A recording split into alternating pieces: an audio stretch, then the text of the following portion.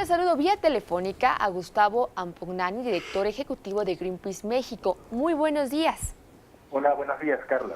Bienvenido al canal del Congreso de la Ciudad de México. Platíquenos, tras la dimisión de Josefa González Blanco como secretaria del Medio Ambiente, el presidente Andrés Manuel López Obrador designó al doctor en ecología Víctor Manuel Toledo como su nuevo titular. ¿Cuál es su opinión sobre este nuevo nombramiento?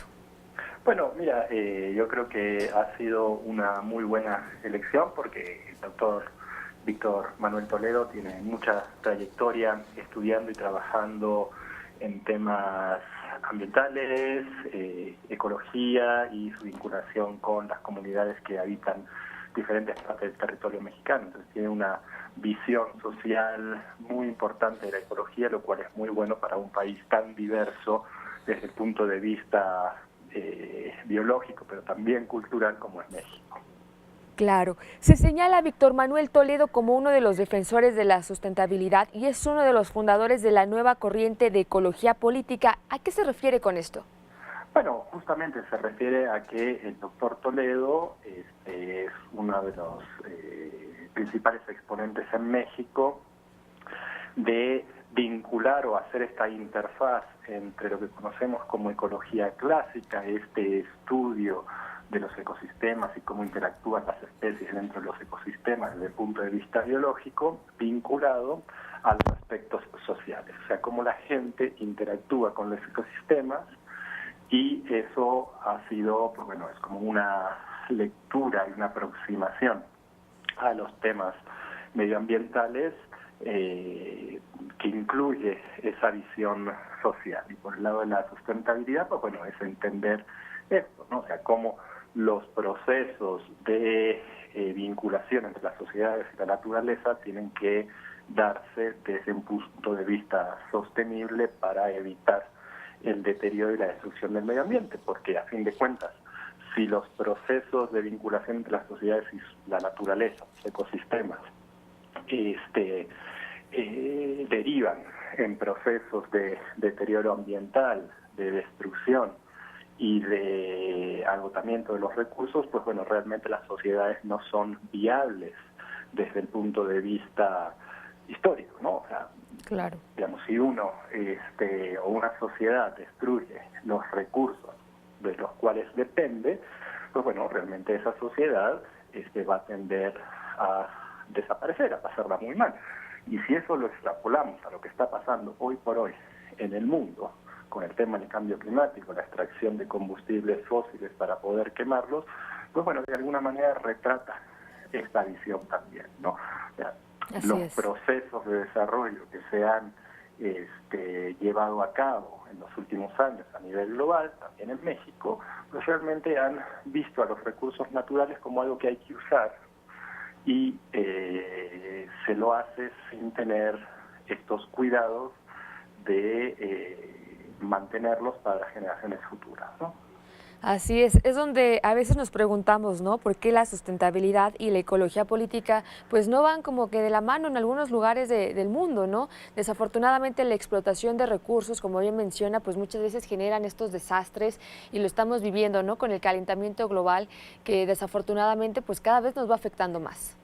Exactamente, el tema es ese, ¿no? Los recursos naturales, si bien son o han sido fundamentales para el desarrollo de muchos países, acabárselos pone en riesgo la supervivencia y la viabilidad de esas sociedades, pero además hay otro aspecto que es el mantener la vida por la vida misma, ¿no? Claro. Los recursos naturales o los ecosistemas no son solo recursos que hay que aprovechar, no, también hay que conservar, porque eso también es vida, es diversidad biológica, y este planeta no lo habita solo el ser humano, ¿no?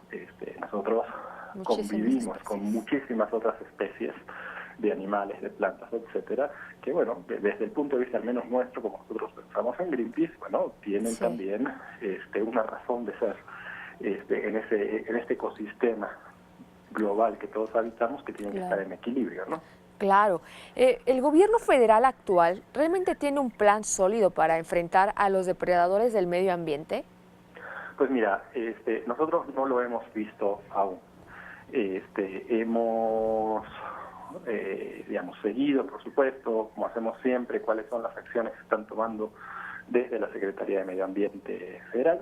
Sí. Y bueno, últimamente hemos revisado lo que está incluido en el Plan Nacional de Desarrollo. Para nosotros es bastante pobre y pues bueno, vemos que la política ambiental no tiene el peso que debería tener en una administración federal, ¿sí? Tenemos todo un cuerpo normativo, legal, jurídico, sobre protección del ambiente, pero hasta ahora no hemos visto que la Semarnat, digamos, lo haya utilizado, bueno, no utilizado, sino lo haya reforzado, digamos, como se necesita. Entonces hay muchos proyectos depredadores desde nuestro punto de vista desde hace muchos años y otros nuevos que se quieren empezar a hacer, y bueno, eso es lo preocupante y ahí es donde nosotros esperamos que la Secretaría de Medio Ambiente juegue un rol de evitar, digamos, toda esta destrucción y toda esta depredación de lo poco que nos queda en términos de ecosistemas y de recursos naturales y biodiversidad en México, ¿no? Claro, ya lo veamos, ¿no? Por ejemplo, en algunos casos muy específicos, como la vaquita marina, que desafortunadamente, pese a algunos esfuerzos del gobierno, pues vemos que es una especie que pues prácticamente ya está extinta, ¿no? Sí, esto es muy grave desde el punto de vista de la biodiversidad, es triste al mismo tiempo. Reconocemos que es un problema muy complejo, que empezaron a verse los signos de este problema desde hace casi 25 años, ¿no? Entonces, si tú dejas que el problema avance y no tomas las medidas adecuadas y de fondo cuando empiezas a ver estos primeros signos, Sí.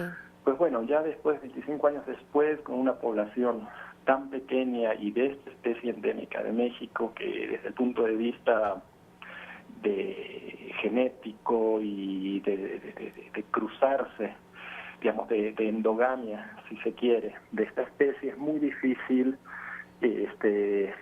dar un giro de 180 grados en donde está la especie, ¿no? Entonces, sí, se invirtió muchísimo esfuerzo en la última administración, como tú dices, pero bueno, desde nuestro punto de vista los esfuerzos estuvieron dirigidos de manera equivocada, o al menos no de manera integral, y pues bueno, digamos, lo que haces es mantener esta tendencia de declive, ¿no? Claro.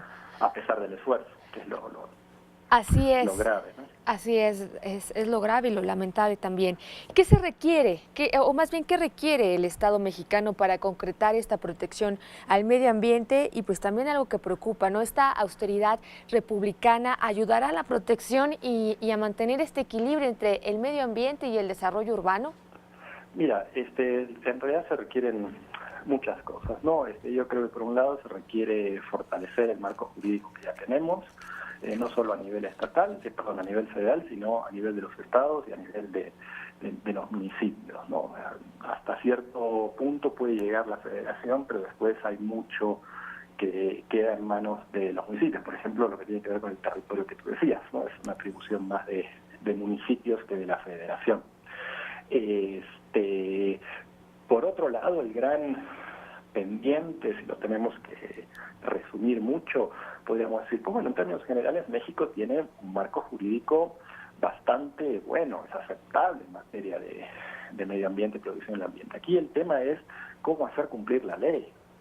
Claro. Y que cuando se detecta que alguien la ha violado, cómo se lo sanciona de manera ejemplificadora. Entonces, realmente lo que ha fallado en México, desde mi punto de vista, es la fiscalización. O sea, no hay capacidad para poder fiscalizar y la sanción. O sea, hacer cumplir la ley, lo que en inglés se dice como el enforcement, ¿no? Es hacer cumplir la ley. Y para eso tú necesitas toda una infraestructura que tiene que ver con gente y recursos para lograrlo.